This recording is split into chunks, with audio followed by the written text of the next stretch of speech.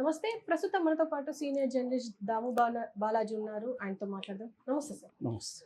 Sir, ఈ attack తర్వాత ఇప్పుడు పాకిస్తాన్ మీడియా ఏమంటుంది? అండ్ రిటాలియేట్ ఆ దాడి ఏమైనా జరిగే అవకాశం ఉందా అని చెప్పేసి కూడా మాట్లాడుకుంటుంది మన మీడియా. కానీ అక్కడ మీడియా మాత్రం అంటే డిఫరెంట్‌గా మాట్లాడుతుంది. స్పందన కూడా వేరే ఉంది. అక్కడ ప్రజల స్పందన కూడా డిఫరెంట్‌గా ఉంది అని చెప్పేసి అంటున్నారు. అసలు ఏం జరుగుతుందంటారు? ఆపరేషన్ సింధూర్ పేరుతో భారత army, navy and air force 3 కూడా ట్రై సర్వీస్ అటాక్ అనేది చేసింది. మొత్తం పాకిస్తాన్లో ఉన్న 9 ప్రాంతాల్లో అటాక్ చేసింది. 4 ఏమో పాకిస్తాన్ భూభాగంలో ఉన్నాయి, ఇంకొక 5 ఏమో పాక్ ఆక్యుపైడ్ కాశ్మీర్లో ఉన్నాయి. సో దీంట్లో ఎంతమంది చనిపోయారు అనేది కరెక్ట్గా ఇప్పటివరకు లేదు. మన వాళ్ళు చెప్తున్నది దాదాపు 100 మంది చనిపోయారు, వాళ్ళందరూ కూడా ఉగ్రవాదులే అని మన వాళ్ళు చెప్తున్నారు. అయితే పాకిస్తాన్ ఏం చెప్తుందంటే 8 మంది మాత్రం చనిపోయారు, 35 మందికి గాయాలైనాయి, వాళ్ళందరినీ హాస్పిటల్లో చేరుస్తున్నామని చెప్తున్నారు. అలాగే మన వాళ్ళు ఇవన్నీ కూడా ఉగ్రవాద శిబిరాలు, ప్రధానంగా బహవల్పూర్లో జేఈఎం అంటారు, జైషద్ ఈ మహమ్మద్ సంబంధించి, అలాగే మొరాద్కా దీంట్లో వచ్చి ఇది లష్కర్ ఈ తోయిబా, ఈ 2 హెడ్ క్వార్టర్స్లో మనం ప్రధానమైన ఉగ్రవాదుల్ని, టాప్ ఉగ్రవాదుల్ని చంపేశామనేది చెప్తున్నారు. ఇంకా డీటెయిల్గా వాళ్ళ పేర్లు కానీ అవన్నీ రిలీజ్ చేయలేదు. అయితే పాకిస్తాన్ మాత్రం ఇది ప్రజల మీద మాత్రమే జరిగింది, సివిలియన్సే చనిపోయినారనేది పాకిస్తాన్ చెప్తుంది. ఎక్కువగా మసీదుల మీద అటాక్ చేశారు, అట్లాగే జనావాసాల మీద కూడా అటాక్ చేశారు, ప్రజలు చనిపోయినారు. 8 మందిలో ఒక 3 నెలల పాప కూడా ఉంది అనేది వాళ్ళు అనౌన్స్ చేస్తారు. ఆ విజువల్స్ కూడా వాళ్ళు రిలీజ్ చేస్తున్నారు. 35 మంది గాయపడ్డారని చెప్తున్నారు. కానీ ఇండియా మాత్రం మేము టెర్రరిస్టులని చంపాము, మేము మిలిటరీ వాళ్ళ మీద కానీ సివిలియన్స్ మీద కూడా అటాక్ చేయలేదు, చాలా డెసిసివ్ ఫోకస్డ్ నాన్ ఎస్కలేటరీ అటాక్ అనేది ఇండియన్ ఆర్మీ కూడా పోస్ట్ చేసింది ఆల్రెడీ. సో ఇది ఒక అంశం. రెండో అంశం, మన వాళ్ళు రాఫెల్ యుద్ధ విమానాలు, తర్వాత ఎస్యు యుద్ధ విమానాలు ఇంకొన్ని వాడారు. సో వాటిని మేము పేల్చేసామని పాకిస్తాన్ చెప్తుంది. సో పాకిస్తాన్ వాళ్ళు టైమింగ్స్ కూడా ఇచ్చారు. ఒక డాన్ అనే పత్రికలు అయితే ఏ టైంలో ఎప్పుడెప్పుడు మేము పేల్చాము అనేది టైమింగ్స్ కూడా ఇచ్చుకుంటారు, ఏరియాలు కూడా చెప్పారు. వాళ్ళు అక్నూరు, అంబాలా, బర్నాలా, జమ్మూలో మన జెట్స్ని వాళ్ళు పేల్చేసామంటున్నారు. జెట్స్నే కాకుండా వాళ్ళు మొత్తంగా చెప్పింది వచ్చి 3 రాఫెల్స్ని పేల్చేసాము, ఒక SU-13 పేల్చేసాము, ఒక MiG-29 పేల్చేసాం అనేది వాళ్ళు చెప్తున్నారు. అంటే వెళ్ళినవే 5, మన వాళ్ళు ప్రధానంగా వెళ్ళినవి 5, మిగతావన్నీ కూడా స్కాల్ప్ మిసైల్స్, తర్వాత బాంబ్స్, ఇలాంటివి మిగతా ఏరియల్ అంటే కింద నుంచి వేయడం, ఏరియల్ నుంచి వేయడం, నేవీ నుంచి వేయడం, ఈ 3 రకాలు జరిగాయి. కాబట్టి జెట్స్ అయితే 5 జెట్స్ని మేము పేల్చేసామని వాళ్ళు చెప్తున్నారు. దాంతోపాటు LOC దగ్గర ముఖ్యంగా పూంచ్ అండ్ రజౌరి ఏరియా అంటారు, ఈ పూంచ్ అండ్ రజౌరి ఏరియాలో విపరీతంగా వాళ్ళు కాల్పులు చేయడం మొదలుపెట్టారు. ఇది జరగగానే అక్కడ ఆల్రెడీ మోహరించి ఉన్నాయి కాబట్టి వాళ్ళ సైన్యాలు కాల్పు జరగడం, వాళ్ళు మన బార్డర్లో కూడా అటాక్ చేయడం మొదలుపెట్టారు. అంటే దాటి LOC అంటారు, లైన్ ఆఫ్ కంట్రోల్, LOC దాటి కూడా సివిలియన్ బార్డర్స్ మీద కూడా, గ్రామాల మీద కూడా వాళ్ళు అటాక్ చేశారు. దాంట్లో ఒక గ్రామంలో దాదాపు 3 చనిపోయారు. సో ఇప్పటివరకు క్యాజువాలిటీస్ అయితే మన వైపు నుంచి 3ని మన వాళ్ళు కన్ఫర్మ్ చేస్తున్నారు. వాళ్ళు కూడా పాకిస్తాన్ మీడియా కూడా ఇండియన్ క్యాజువాలిటీస్ మీద ఏమీ కంప్లైంట్ చేయలేదు, ఈ ఫ్లైట్లను పేల్చామని చెప్తున్నారు. అట్లాగే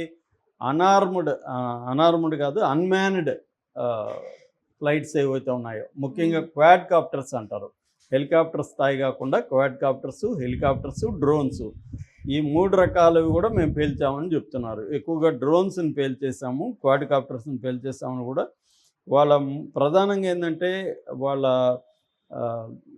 ఇన్ఫర్మేషన్ మినిస్టర్ అతౌతుల్లా తరార్, ఇతనైతే రాత్రి 1:40కి జరిగితే 1:45, 1:50 నుంచి మీడియాతో లైవ్లోనే ఉన్నాడు. అతను స్కై న్యూస్ కావచ్చు, BBC కావచ్చు, బ్లూంబెర్గ్ కావచ్చు, జియో న్యూస్ కావచ్చు, మొత్తం వరల్డ్ వైడ్ న్యూస్ ఛానల్స్కి ఇంటర్వ్యూలు ఇస్తూనే ఉన్నాడు. అతను మిస్ఇన్ఫర్మేషన్ అంటే ఇండియా మీద దుమ్మెత్తి పోస్తూనే ఉన్నాడు అతను.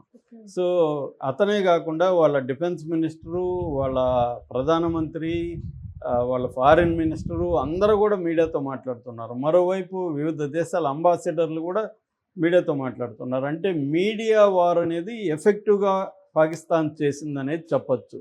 దానికి ధీటుగా ఇండియా చేయలేదు. ఇండియా ఇప్పుడు 10 గంటలకి ప్రెస్ మీట్ పెడుతుంది. అఫ్సెల్ రిలీజు ఈ దాని ఏమంటారు, ప్రైమ్ మినిస్టర్ ఇన్ఫర్మేషన్ బ్యూరో ఉంటుంది కదా, వాళ్ళు రిలీజ్ చేశారు తప్ప మినిస్టర్లు కూర్చొని ఇంటర్వ్యూలు ఇవ్వడం, బీబీసీ లాంటి వాటికి, స్కై న్యూస్ లాంటి వాటికి మన వెర్షన్ చెప్పడం అనేది ఇప్పటివరకు చేయట్లేదు. కానీ పాకిస్తాన్ ఎఫెక్టివ్గా చేస్తుంది. అంటే ఇన్ఫర్మేషన్ వార్ఫేర్ అనేది కూడా వెరీ ఇంపార్టెంట్. సో అది ఎఫెక్టివ్గా పాకిస్తాన్ చేస్తుంది, కానీ ఇండియా వైపు నుంచి అది చేయట్లేదు. ఓన్లీ మన వాళ్ళు భారత్ మహాన్ లేకపోతే జై భారత్ ఇలాంటివి పెట్టుకుంటున్నారు తప్ప వీళ్ళు మీడియాతో మాట్లాడడం, ఇంటర్నేషనల్ మీడియాతో మన వెర్షన్ ఏంటి చెప్పడం. ఎందుకంటే వాళ్ళు ఏం చెప్తున్నారు, పాకిస్తాన్ వాళ్ళు వీళ్ళు వచ్చి మా దేశం మీద అటాక్ చేశారు, ఇది యాక్ట్ ఆఫ్ వార్ అని చెప్తున్నారు, ఇది యుద్ధ చర్య. ఎందుకంటే సివిలియన్స్ని చంపారు, సివిలియన్స్ మీద, మా మసీదుల మీద, మా జనావాసాల మీద అటాక్ చేశారు అనేది వాళ్ళ ప్రధానంగా ఆరోపణ. అట్లాగే ఇండియా వాళ్ళ దేశంలో టెర్రరిజాన్ని ప్రోత్సహిస్తూ ఉంది. ముఖ్యంగా బలూచిస్తాన్ టెర్రరిస్టుల వెనక ఇండియానే ఉంది. జాఫర్ ఎక్స్ప్రెస్ దాడిలో 64 మంది చనిపోతే కనీసం ఖండన కూడా చేయలేదు ఇండియా, ఖండించలేదు దాని వెనక ఉంది. అట్లాగే ఆఫ్ఘనిస్తాన్ రెబల్స్ ఉన్నారు, వాళ్ళ వెనక కూడా ఇండియా ఉంది అనేది వాళ్ళు ఆరోపిస్తున్నారు. మేము యాక్చువల్గా టెర్రరిజానికి బలవుతున్న విక్టిమ్ మేము, 90,000 మంది చనిపోయినారని ఈ తరూర్ మీడియాతో మాట్లాడుతున్నాడు. దీని వెనక అనేక టెర్రర్ దాడుల వెనక పాకిస్తాన్ ఉంది. మేము పహల్గామ్ దాడిని ఖండించడమే కాకుండా మేము ఆఫర్ కూడా చేసాం, దాని మీద విచారణకి ఎనీ కంట్రీతో విచారణ చేయించండి, ఎనీ థర్డ్ పార్టీతో విచారణ చేయించనని కూడా అడిగాము. అవేమి చేయకుండా ఆ పహల్గామ్ దాడికి పాకిస్తాన్ బ్యాక్డ్ టెర్రరిస్టుల కారణమని నిరూపించకుండా మా మీద దుష్ప్రచారం చేస్తూ ఈరోజు మా మీదకి అటాక్ వచ్చారు. మేము ఖచ్చితంగా మాకు డిఫెండ్ చేసుకునే అధికారం ఉంది. ఎందుకంటే మేము ఫస్ట్ దాడి చేయలేదు, మా మీద ఇండియా దాడి చేసింది కాబట్టి మేము డిఫెండ్ చేసుకుంటాం. ఆల్రెడీ ఇది స్టార్ట్ చేసాం, ఆల్రెడీ వాళ్ళ జెట్స్ని కూల్చేసాము. ఈవెన్ ఎల్ఓసిలో కూడా వాళ్ళ వైట్ జెండాని ఎగరేసింది ఇండియా, ఎగరేసి మేము డిఫీట్ అయిపోయినామని యాక్సెప్ట్ చేసిందని కూడా తరూర్ ప్రకటించాడు. సో ఇదంతా నిజానికి మిస్ఇన్ఫర్మేషన్, ఒక దుష్ప్రచారాన్ని ఇండియా మీద చేయడం అనేది క్లియర్గా కనిపిస్తుంది. పాకిస్తాన్ గోల్ ఏంటంటే ఇండియా మీద ప్రపంచవ్యాప్తంగా ఒక దుష్ప్రచారాన్ని అర్ధరాత్రి నుంచి వాళ్ళు మొదలుపెట్టారు. దీన్ని ఖండించడానికి లేటుగా రియాక్ట్ అవుతుంది ఇండియన్ ప్రభుత్వం కానీ, ఇండియన్ మిలిటరీ కానీ.